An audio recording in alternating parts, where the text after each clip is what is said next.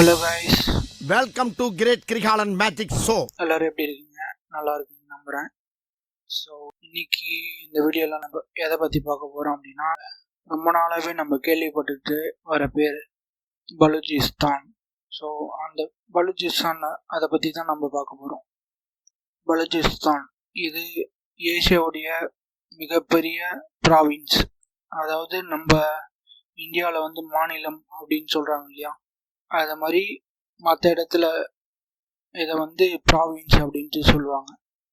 So Balochistan அப்படின்ற province R மாகாணம் அது எங்கே இருக்குது அப்படின்னு எடுத்துக்கிட்டிங்கன்னா, இந்த வீடியோவில் இதை பற்றி geography, history, culture, politics and struggles இது எல்லாத்தையும் பற்றி பார்க்க போகிறோம்.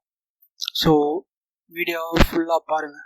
பலூச்சிஸ்தான் இது வந்து பாகிஸ்தானுடைய மிகப்பெரிய மாகாணம். வெஸ்டில் பார்த்தீங்கன்னா ஈரான் அண்ட் நார்த்தில் ஆப்கானிஸ்தான், ஈஸ்டில் வந்து பாகிஸ்தானுடைய பஞ்சாப் மற்றும் சிந்து, சவுத்தில் அரேபியன் சி எல்லையாக வச்சுருக்கு. இதனுடைய தலைநகரம் அப்படின்ட்டு எடுத்துக்கிட்டோம்னா குவைட்டா. இதை வந்து மோஸ்ட்லி மவுண்டெயின்ஸ் அண்டு பாலைவனம் மற்றும் கடல் இதுதான் மோஸ்ட்லி கொண்டு இருக்கு. ஹிஸ்ட்ரி நம்ம பார்த்தோம்னா, இந்த பலூச்சிஸ்தான் நிறைய பேர்கிட்ட கை மாறி வந்திருக்கு. ஃபர்ஸ்ட் யாருன்னா பெர்ஷியன் எம்பையர், அதாவது இப்போ இருக்க ஈரான், அப்புறம் அரேபியர்கள் கீழே வந்திருக்கு. அதுக்கப்புறம் கடைசியாக பிரிட்டிஷ் எம்பையர் கீழே இது வந்து. அதுக்கப்புறம் இந்தியாவும் பாகிஸ்தானும் சுதந்திரம் அடைஞ்சதப்போ பாகிஸ்தான் கூட இல்லீகலாக சேர்த்துட்டாங்க. ஏன் இல்லீகலாக சேர்த்தாங்க, எப்படி இல்லீகலாக சேர்த்தாங்க என்ன அப்படின்றத நம்ம போக போக பார்க்கலாம். பிரிட்டிஷ் காலத்தில் இது வந்து ரொம்ப இம்பார்ட்டண்ட் ஸ்டேட்டாக இருந்திருக்கு. அதாவது இப்போ தமிழ் எப்படி சொல்லுவோம்னா கேந்திரம் முக்கியத்துவம் வாய்ந்த பகுதி. அது இங்கிலீஷில் ஒன்று எப்படி தெளிவாக சொல்லணும்னா ஸ்ட்ராட்டஜிக் இம்பார்ட்டன்ட் உள்ள ஒரு பகுதி.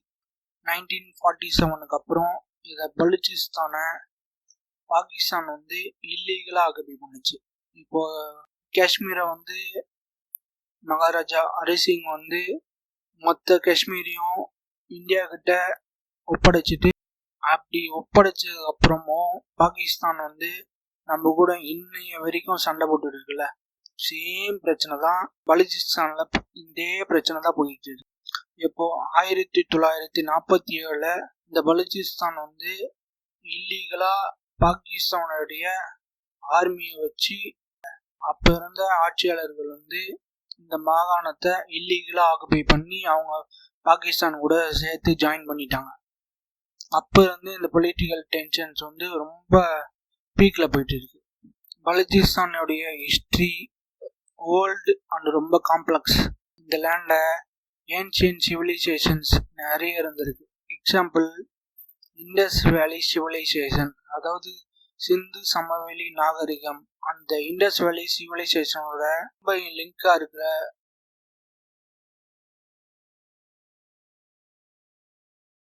ஒரு பகுதி தான் வந்து பலூச்சிஸ்தான்.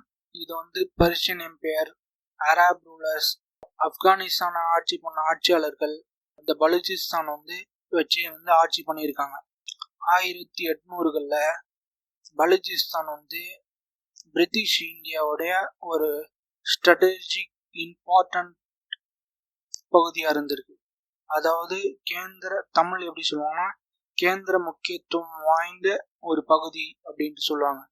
ரீசன் ஏன்னா இது வந்து ஈரானோடையும் ஆப்கானிஸ்தானோடையும் பார்டரை ஷேர் பண்ணுது.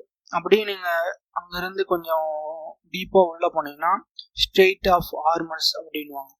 அந்த ஸ்ட்ரெயிட் ஆஃப் ஹார்மர்ஸை நீங்கள் போயிட்டு அடைஞ்சிடலாம். ஸோ அப்போ இருந்த வேர்ல்டு வார் 2 சமயத்தில் இது வந்து ரொம்ப முக்கியமான ஒரு பகுதியாக இருந்திருக்கு. 1947 இந்தியாவும் பாகிஸ்தானும் சுதந்திரம் அடைஞ்சது. அதாவது இந்தியாவை 2ஆக பிரித்து ஈஸ்ட் பாகிஸ்தான் அண்டு வெஸ்ட் பாகிஸ்தானா பிரிட்டிஷ் கவர்மெண்ட் வந்து பாரதத்தை 2ஆக உடைச்சி கொடுத்துட்டு போயிடுச்சு. ஸோ அப்போ வந்து பாகிஸ்தானை ஆண்டுகிட்டு இருந்த ஆட்சியாளர்கள் இந்த பலூச்சிஸ்தானை மிலிட்ரி அனுப்பி இல்லீகலாக பே பண்ணி இந்த பலூச்சிஸ்தானை பாகிஸ்தான் கூட மெர்ஜ் பண்ணிட்டாங்க. பட் அப்போ இருந்த நிறைய பலூச்சிஸ்தானுடைய தலைவர்கள் வந்து இந்த மாதிரி பலூச்சிஸ்தானை அடாவடித்தனமாக பாகிஸ்தானோடைய இணைச்சது வந்து ரொம்ப தப்பு அப்படின்ட்டு அப்பத்துலேருந்து போராட ஆரம்பித்தாங்க. அந்த போராட்டம் தான் இன்னைய வரைக்கும் ஸ்டில் அந்த போராட்டம் போய்கிட்டு இருக்கு. பலூச்சிஸ்தானோடைய பொலிட்டிக்கல் ரைட்ஸுக்காகவும் இதை பற்றி இன்னொன்று வீடியோ போடுவோம், வெயிட் பண்ணுங்க, ஓகேவா? பீப்புள் அண்ட் கல்ச்சர் நம்ம எடுத்துக்கிட்டோம்னா பலூச்சிஸ்தானில் வந்து பலூச் மொழி பேசுகிற நிறைய மக்கள் அங்கே இருக்காங்க. ஸோ அந்த பலூச் மொழி பேசுகிறவங்க நிறைய இருந்தனால தான் அதுக்கு பேர் வந்து பலூச்சிஸ்தான் அப்படின்ட்டு வந்திருக்கு. அதுக்கப்புறம் ரெண்டாவது வந்து பஷ்தூன்ஸ் நிறைய இருக்காங்க. இப்போது ஆப்கானிஸ்தானில் பார்த்தீங்கன்னா அங்கேயும் வந்து பஷ்தூன் மொழி பேசுகிறவங்க தான் ஜாஸ்தி. லோக்கல் லாங்குவேஜஸ் அப்படின்ட்டு நம்ம எடுத்தோம்னா பலூச் மொழி அங்கே வந்து நிறைய பேசுகிறாங்க. ரெண்டாவது மிகப்பெரிய மொழி வந்து பஷ்தூன் மொழி. சொசைட்டி அப்படின்னு நம்ம எடுத்துக்கிட்டோம்னா அங்கே வந்து ட்ரைபல் மக்கள், அதாவது நாடோடி மக்கள் தான் ஜாஸ்தி. ஏன் நாடோடி மக்கள் ஜாஸ்தி அப்படின்னா அங்கே இருக்கிற மக்கள் வந்து ஒரு இடத்துலேருந்து எங்கெல்லாம் தண்ணி கிடைக்குதோ அந்த இடத்துல, இப்போ இருக்கிற இடத்துலேருந்து தண்ணி கிடைக்கிற இடத்துக்கு மைக்ரேட் ஆகிட்டு போயிட்டே இருப்பாங்க. அதனால தான் வந்து அதனுடைய சொசைட்டி வந்து ட்ரைபல் சொசைட்டி அப்படின்னு நம்ம எடுத்துக்கலாம். கல்ச்சுரல் ஹைலைட்ஸ் அப்படின்னா அந்த கல்ச்சரில் ரொம்ப ஹைலைட்டான விஷயம் எதுனா ஹாஸ்பிட்டாலிட்டி. அதாவது ட்ரெஸ்ஸிங் சென்ஸும் பார்த்தீங்கன்னா இப்போது ராஜஸ்தானு, பஞ்சாபு அந்த பக்கத்தில் எந்த மாதிரிலாம் ஓரளவுக்கு ட்ரெஸ்ஸிங் பண்ணுறாங்களோ, இப்போ பாகிஸ்தானுடைய சிந்து மாகாணம் எடுத்துக்கிட்டோம்னா அந்த சிந்து மாகாணம் வந்து அப்படியே குஜராத்து, ராஜஸ்தான் அந்த நம்ம இந்தியாவில் இருக்க 2 மாநிலத்தில் எந்தெந்த ட்ரெஸ் எல்லாம் போடுறாங்களோ அதே மாதிரியான ட்ரெஸ்ஸு தான் வந்து இங்கே சிந்து மாகாணத்துல நம்ம பார்க்கலாம். ஸோ எக்ஸாக்டாக சொன்னோம்னா சிந்துலையே, அதாவது குஜராத் அண்டு ராஜஸ்தானில் என்ன மாதிரி ட்ரெஸ்ஸிங் இது பண்ணுறாங்களோ அதே மாதிரி ஆன ட்ரெஸ்ஸு தான் வந்து ட்ரெஸ்ஸிங் இது வந்து அவங்களும் அதே தான் பண்ணுறாங்க. எக்ஸாம்பிள் எடுத்தோம்னா மேல் வந்து லாங் குர்தா, அந்த அவங்க தலையில் வந்து டர்பன் சுற்றி இருக்கிறது, இந்த மாதிரி ட்ரெஸ்ஸிங்ஸ் தான் வந்து அவங்க போடுறாங்க. கல்ச்சர்ஸ் பற்றி நம்ம டீட்டெயிலாக பார்த்துக்கணும். ஸோ இப்போ அங்கே போகிற கான்ஃப்ளிக்ட்டுக்கு என்ன மெயின் காரணம் அப்படின்ட்டு நம்ம எடுத்தோம்னா வந்து மக்கள் தொகை வந்து ரொம்ப கம்மி. ஆனால் அதாவது இயற்கை வளங்கள் மிகுந்த ஒரு மாகாணம் தான் வந்து பலூச்சிஸ்தான் அப்படின்னு சொல்லுவாங்க. ஸோ பாகிஸ்தானில் இருக்க ஆட்சியாளர்கள்னு சொல்கிறத விட பாகிஸ்தானை சேர்ந்த மிலிட்ரி ஜெனரல்ஸ் அவங்க வந்து பலூச்சிஸ்தானை ஒரு 3ஆம் தர குடிமக்களாக தான் பார்க்குறாங்க, பலூச் மக்களை. அதனால் என்ன பிரச்சனை வருது அப்படின்னா பலூச்சிஸ்தானில் வந்து பாகிஸ்தானுடைய ஒட்டுமொத்த ரிசோர்ஸும் பலூச்சிஸ்தானில் தான் இருக்குது. அந்த பலூச்சிஸ்தானில் இருக்க ரிசோர்ஸை எடுத்துட்டு பலூச்சிஸ்தானை இன்னமும் அண்டர் நான் டெவலப்டு ப்ராவின்ஸாக தான் பாகிஸ்தான் இன்னி வரைக்கும் வச்சுக்கிட்டு இருக்கு. அப்படி என்னதான் இருக்குது அப்படின்னு கேட்டிங்கன்னா பாகிஸ்தானுடைய சுல்பி கேஸ் ஃபீல்ட், அந்த நேச்சுரல் கேஸ் நிறைந்த ஒரு மாகாணமாக இருக்குது.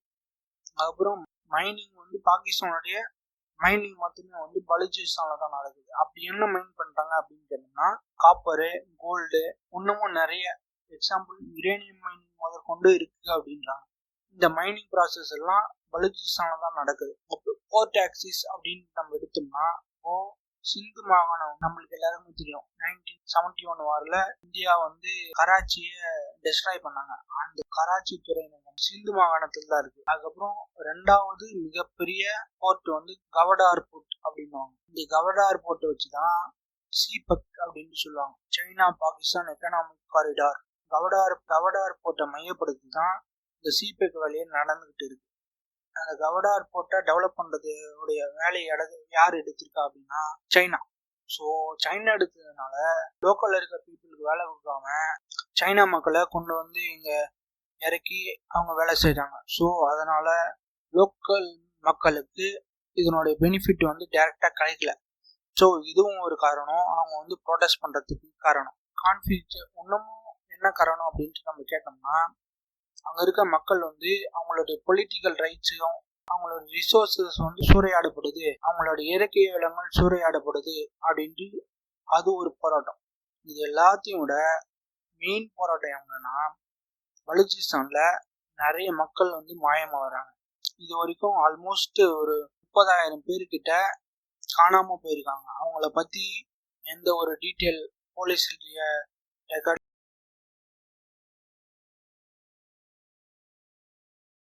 இல்ல, ஹாஸ்பிட்டல் ரெக்கார்ட்ஸ்லயும் இல்ல, எங்கேயும் இதை பத்தி எந்த ஒரு டீட்டெயில்ஸும் கிடையாது.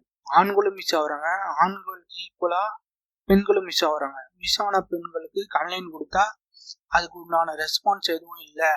எங்களுடைய பெண்களையும் எங்களுடைய மக்களையும் வந்து இந்த கவர்மெண்ட் வந்து சூறையாடுது அப்படின்றதுனால அந்த மக்கள் வந்து இன்னைக்கு போராட்டத்தில் இறங்கி இப்போ பலுச்சிஸ்தான் வந்து பத்தி எரிஞ்சுக்கிட்டு இருக்கு.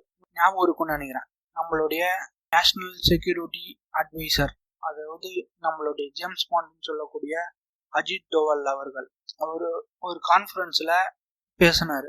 பாகிஸ்தான் வந்து இன்னொரு மும்பையோ இன்னொரு பார்லிமெண்ட் அட்டாக்கையும் முன்னெடுத்தா நீங்க வந்து பலுச்சிஸ்தானை இழக்க வேண்டியது இருக்கும் அப்படின்னு சொன்னாங்க. ஸோ இதுக்கும் அதுக்கும் என்னதான் சம்மந்தம் அப்படின்னு கேட்டீங்கன்னா, இதுக்கும் பலுச்சிஸ்தான்ல நடக்கிற போராட்டத்துக்கும் நம்மளுக்கும் எந்த சம்மந்தம் கிடையாது. ஏன்னா உள்நாட்டில் இருக்க மக்களை அந்த கவர்மெண்ட் வந்து கண்டுக்காம விட்டதுனாலதான் இவ்வளவு பெரிய பிரச்சனை. இதே பிரச்சனை தான் ஈஸ்ட் பாகிஸ்தானா இருந்த பங்களாதேஷ் வந்து உடஞ்சி தனி நாடா போயிட்டு இப்போ பங்களாதேஷ்ன்ட்டு ஒரு நாடு இருக்கு. மெயின் ரீசன் என்ன அப்படின்னா, அங்க வந்து நிறைய மக்கள் மாயமாகறாங்க. அங்க இருக்க மக்கள் வந்து 3ஆம் தர குடிமக்களா நடத்துறாங்க. அப்புறம் அங்க வந்து எஜுகேஷன் கிடையாது, ஜாப் கிடையாது. பலுச்சிஸ்தான் வந்து ஏசியாவுடைய மிகப்பெரிய ப்ராவின்ஸ். பட் பாகிஸ்தான் கவர்மெண்ட் வந்து அதை இன்னமும் நான் டெவலப்டு மாகாணமா வச்சுக்கிட்டு இருக்கு. ஸோ இதுதான் மெயின் ரீசன் அங்க நடக்கிற ப்ராப்ளம். இதுக்கும் இந்தியாவுக்கும் சம்பந்தம் இருக்கா அப்படின்னா இந்த கேள்வியை நான் உங்ககிட்ட விட்டுருக்கேன், கமெண்ட்ல சொல்லுங்க. ஸோ இந்த வீடியோ பத்தி உங்களுக்கு எதனா இன்ஃபர்மேஷன் இன்னும் டீட்டெயிலாக எக்ஸ்பிளைன் பண்ணோம் அப்படின்னா அதையும் கமெண்ட் செக்ஷனில் சொல்லுங்க. இல்லை இந்த வீடியோவில் என்ன குறை என்ன நிறை அப்படின்றதையும் வீடியோவில் சொல்லுங்க. கமெண்ட்ல சொல்லுங்க. உங்களுக்கு பிடிச்சிருந்தது அப்படின்னா லைக் அண்ட் ஷேர் பண்ணுங்க. மறக்காம நம்ம சேனலை சப்ஸ்கிரைப் பண்ணுங்க. இன்னொரு வீடியோவில் பார்க்கலாம். Until bye to everyone. Thank you.